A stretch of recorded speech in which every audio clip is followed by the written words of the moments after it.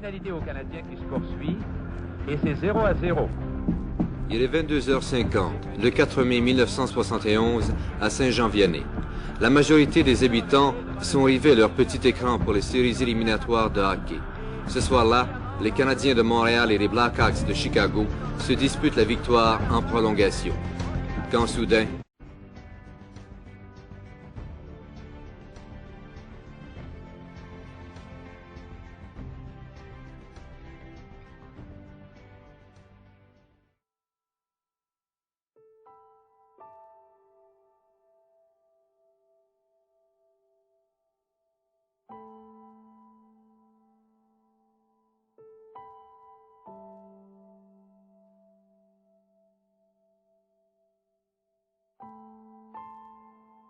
Moi, à Saint-Jean-Vianney, j'avais 11 ans quand c'est arrivé.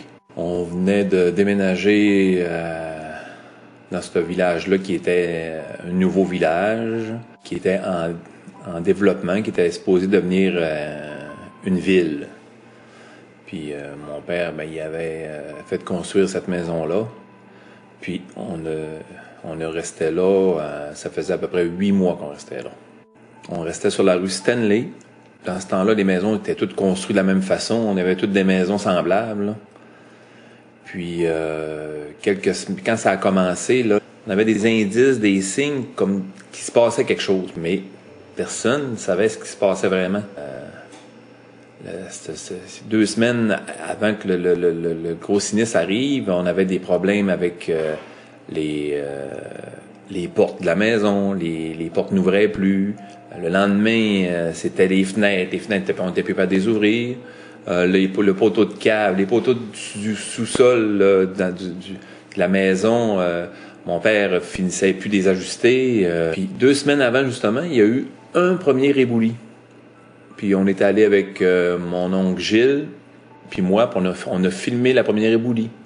Il y avait la moitié d'une montagne qui était partie 2 semaines avant. Mais personne ne s'était inquiété de ça. Il y avait aussi les animaux. On voyait, il y avait plus d'animaux dans le coin. Ça faisait 2 semaines. Il y avait des oiseaux, il n'y en avait plus. On n'en voyait pas. Les chiens, les chats, les chiens, ça hurlait la nuit, ça jappait.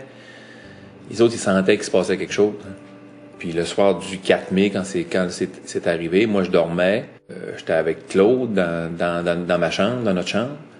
Puis, soudainement, mon père nous a réveillés, puis il a dit « Levez-vous, puis sortez par en avant. » On a sorti, on n'était pas habillés, on était presque tout nus dans la rue. On criait, on entendait crier partout. Puis il faisait noir, il n'y avait plus d'électricité. Là, mon père, il a ouvert la porte de peine et de misère par en avant, elle était bloquée. Fait qu'il a fessé dedans avec ses pieds, puis il l'a ouvert.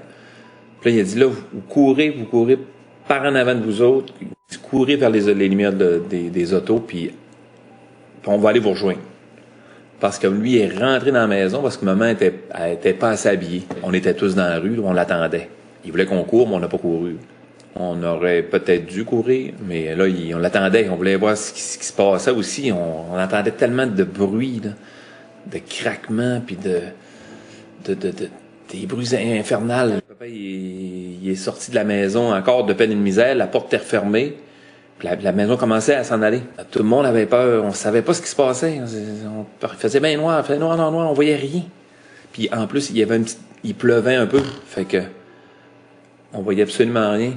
Quand on a commencé à courir, là, la maison a dû tomber peut-être 30 secondes, 1 minute après. La maison, elle est tombée. Fait que on a passé proche de mourir toute la gang. Là, si on sortait pas là, si papa ne se faisait pas sortir là, on était morts, là, c'est sûr. Là.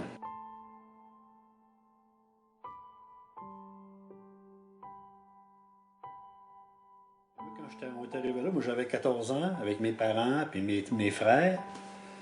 Puis pour moi, j'ai vécu ça comme un camping. Comme si j'étais en camping vu de le temps que ça a duré près de 6 mois proches qu'on était là, de mai à novembre. C'était 5 mois environ. Toutes mes amies que j'avais connues à Saint-Jean-Vianney, on s'est toutes retrouvés là. Fait que moi, j'ai pas été dépaysé, j'ai pas été en manque d'amis. Mes parents étaient là, mais on s'est senti un peu comme une attraction, un peu comme si on était dans un cirque. Parce que les gens venaient nous voir comme si on était des phénomènes, des objets. On représentait les survivants de Saint-Jean-Vianney, le village de Saint-Jean-Vianney. Les autos ne s'arrêtaient pas de venir sur le site, là. Les gens venaient de Québec, Montréal, d'Alma, qui venaient voir les sites où il était les relocaliser.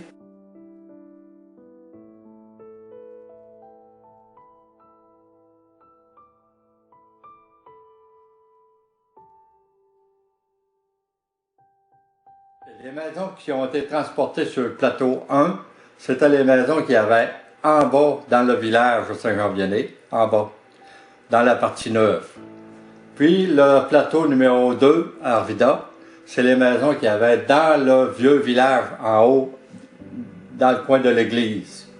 Puis l'édifice municipal qu'il y avait là. Les maisons ont été transportées sur un camion. Ils ont parti de Saint-Jean-Vianney par la vieille route. Puis, ils ont passé sur le barrage de Chipcha, parce qu'ils ne pouvaient pas faire le tour, parce que la route n'était pas assez, c'était trop sinueux.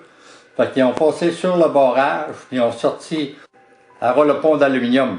Les machines ont sorti, les maisons ont sorti par là. Puis, ils ont passé sur le pont. Le pont, ben, il a fallu qu'ils enlèvent les gardes du pont. Puis, il y avait des poteaux avec des lumières là-dessus. Puis, ils ont enlevé ça. Dans la côte du pont d'aluminium, ils ont été obligés de dynamiter le cran de chaque côté parce que la route n'était pas assez large pour faire passer les maisons. Fait qu'ils ont tout dynamité chaque côté. Nous autres, ça nous a rien coûté. C'était le gouvernement.